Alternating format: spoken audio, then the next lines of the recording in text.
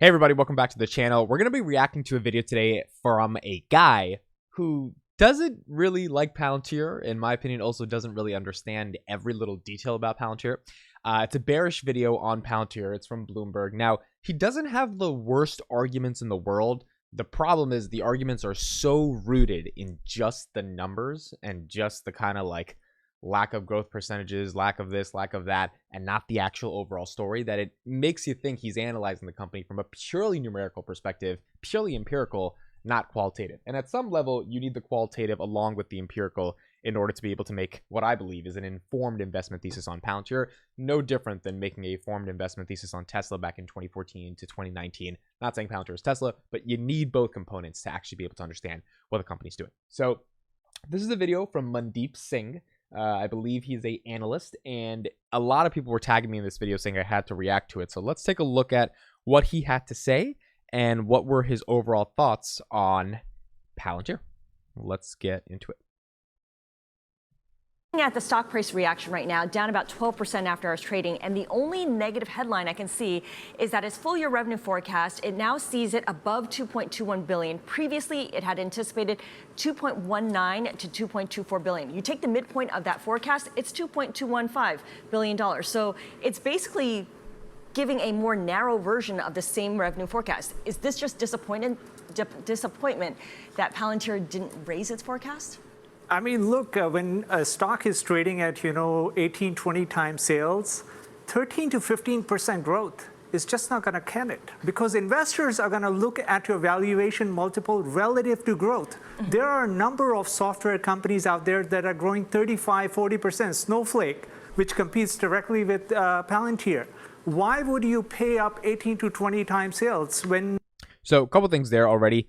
He's not really wrong here on the growth argument. I agree that at 20 bucks, 19 bucks, 17, 18 bucks, it's hard to justify that valuation, 18 to 19 times price to sales for Palantir, if their growth is not matching that, especially when there are other companies out there that are growing double or triple the amount of Palantir that are trading for a little bit higher of a multiple. But nonetheless, you could argue that the multiple might be justified in those cases because of the growth rate that they have. The problem is, already you start to see he's a little bit in an interesting space where he says Snowflake does exactly what Palantir does.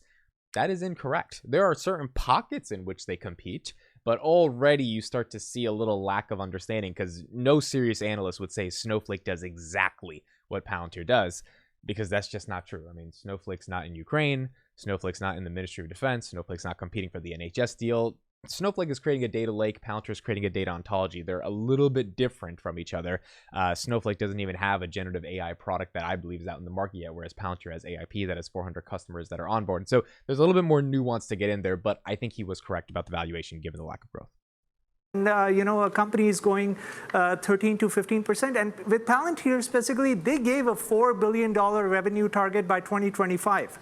What would it take to get there from here to 4 billion? They have to grow at 30% plus.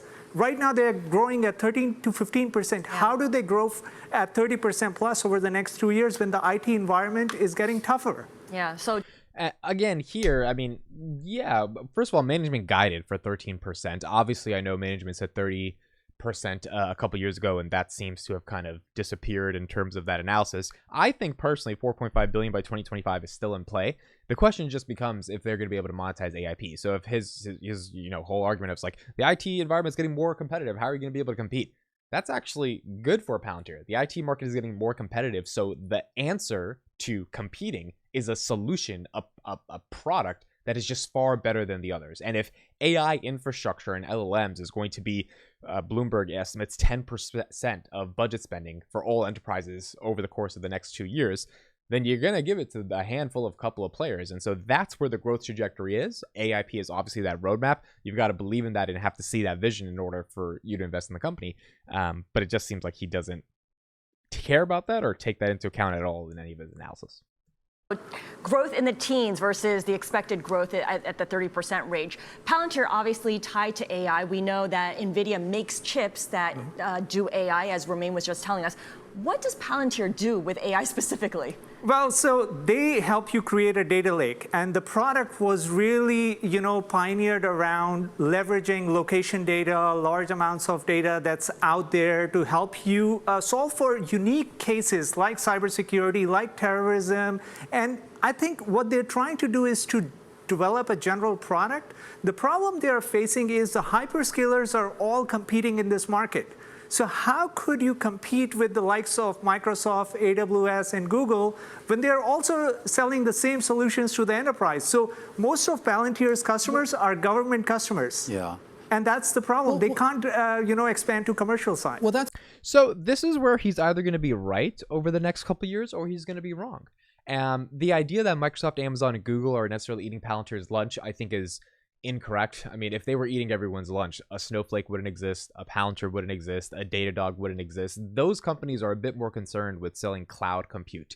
You can argue Microsoft is selling additional services, but remember where Google makes their real money. I mean, GCP just got profitable. AWS is real money for Amazon, but they've also gotten to a point where it's not necessarily they're mature, but they've been around for a while. They're doing, $63-64 billion in revenue. Their primary objective is selling cloud compute. And yes, they could sell a lot of the things that Palantir is trying to put out into the market, but that means they have to spend a significant amount of resources dedicated to just being able to sell data analytics, ontologies, something like AI infrastructure, etc. And it's not saying that's not going to happen, but to say that that's going to completely deteriorate the potential for Palantir to compete in this market with a highly differentiated product, which is why they even have customers in the first place. It's why they're going to do $2-something billion in revenue this year, I think is mistaken. I mean, I think it's a very elementary / bird's eye view on how the cloud market and the overall enterprise spend market is evolving without looking at the nitty gritty, because and that's really what it takes. I mean, if you said this in 2019, how is Tesla going to compete? Who's ever going to buy an EV? You would not be looking to why people want Tesla. And this is not just me saying it. Novartis CEO, the only reason that we are valuable in the context of AI drug discovery is because Palantir created a data lake for our data and is now implementing something like AIP on our platform. You've got the Cisco I mean, there's just many companies I can go through that have all indicated why they are in the position they are in today because of Palantir. Does that mean it's going to be competitive with Microsoft, Google? Yes. Is that a reason to necessarily say Palantir is going to have zero chance to grow? I don't think that's the best reason. That's what I'm curious about, Mandeep, because I mean, when they first came public, there was a lot of talk about them being reliant on the government. We know that they have said they're trying to broaden out to more corporate clients here. But what do they offer that is unique versus, say, a larger, bigger traditional software company? Yeah, so they have unique visualization capabilities that I would say your hyperscalers probably don't do a very good job of. They're big into geospatial analytics. Now think of all the location data that companies are harnessing. Okay. But still, how do you develop products around it that you can scale to, thousands of customers? Their entire customer base is 400 customers. Well, that's what I mean. Who needs that? I mean, we know the government needs that because they want to spy on everyone. But I mean, how many? I mean, let's just call it what it is. I know we dance around the issue as to what Palantir did. I'm not being facetious at all. This is what they do, well, and we need to call it that. But okay, that guy's just dumb. Like, they let a lot of people on TV, and I don't blame him, because if I was on CNBC or Bloomberg all day and I gave a stupid, uneducated take about a company, I mean, at the end of the day, it's like I can't research every single company. This guy obviously has not researched Palantir. So to give an uneducated take, well, they're just here to spy on everybody. It's like, you don't even know what they do. And so, I mean, it's sad to see that, but nonetheless, this is like mainstream media. This is what's going to happen. People are going to give bad takes on certain companies because they just don't know what those companies are and whatever biases or agendas they have. Now, in the context of the actual argument he's making, first of all, this geospatial intelligence thing is weird. There are so many different industries that Palantir is working in. Let's just take healthcare as one example. They're not using geospatial data intelligence like the stuff you see from the sky. I think he's talking about one product, which is Meta Constellation, which is a big product. It's an important product, but that's one element to the business. That's one sector that they operate in. That's not happening in healthcare. You don't need geospatial intelligence when it comes to healthcare. You need a lot of proprietary understandings of how to build an operating system for a healthcare institution. For example, let's get even more nittier and grittier. Cardinal Health and Palantir's partnership. The entire partnership was optimized on creating a supply chain healthcare system that manage the end-to-end of how does a hospital or a network of hospitals that Cardinal controls in New York get their needles, get all of their pins, get all of the little nitty-gritty things that doctors need, get all of the gloves and the masks and all of these different things at scale. Like, this has nothing to do with geospatial intelligence. This has everything to do with actually creating a data pipeline that controls and, again, ontologizes, centralizes all that data and makes it as efficient as possible. So the healthcare industry in and of itself, that's just one sector that is a commercial sector that has nothing to do with the government, where we're seeing clients like Tampa Bay General Hospital, Cleveland Health. It's not every hospital in the world, but it's a lot of hospitals, Cardinal Health, and they just signed another partnership that I talked about a couple of weeks ago on it's called Surgeon. That's the name of the partnership that's another supply chain healthcare end-to-end platform that they created with another network of hospitals. These are all other commercial clients that are using Palantir software. And so this just shows a little bit of a lack of understanding to say that geospatial intelligence is the prerequisite towards how Palantir is able to enable location data. I mean, yeah, in the government, I would imagine Meta Constellation definitely helps with that stuff, but there's a lot of other use cases for their software. I mean, drug discovery is a whole another use case from the pharmaceutical space, supply chain, energy. There's a lot more. There's a reason BP is using Palantir and they invested a lot in them. There's a lot of stuff outside of geospatial intelligence that I think is important to discuss, and the government sector, but you know, I guess this is what they're talking about on Bloomberg. And that's fine. It's a legitimate business. But if you're trying to value it, I mean, once you sell to the U.S., once you sell to our allies and other folks out there, what's left? How many corporations need this? Well, so I mean, the other side of the argument is because they sell something that, intellectual and really so unique that the government needs it, guess what? The large commercial enterprises may be interested in that kind of stuff too, because they care about their intellectual property. They would want to deploy such a solution to make sure, their intellectual property isn't getting stolen. So there is a case to be made that, large enterprises in the US and abroad may need it. The problem they're having is they need a sales force. And that means, their operating income isn't going to look very nice, because that's the only way you can sell software is by hiring salespeople. So in terms of the last argument he makes, I actually don't think it's the worst argument in the world. Yeah, I mean, I would agree. Palantir definitely needs a sales force that can sell. Now, they have massively increased their sales force from like 20 people back in 2021. I think now it's at least up to 100 people. I don't know the exact number on that.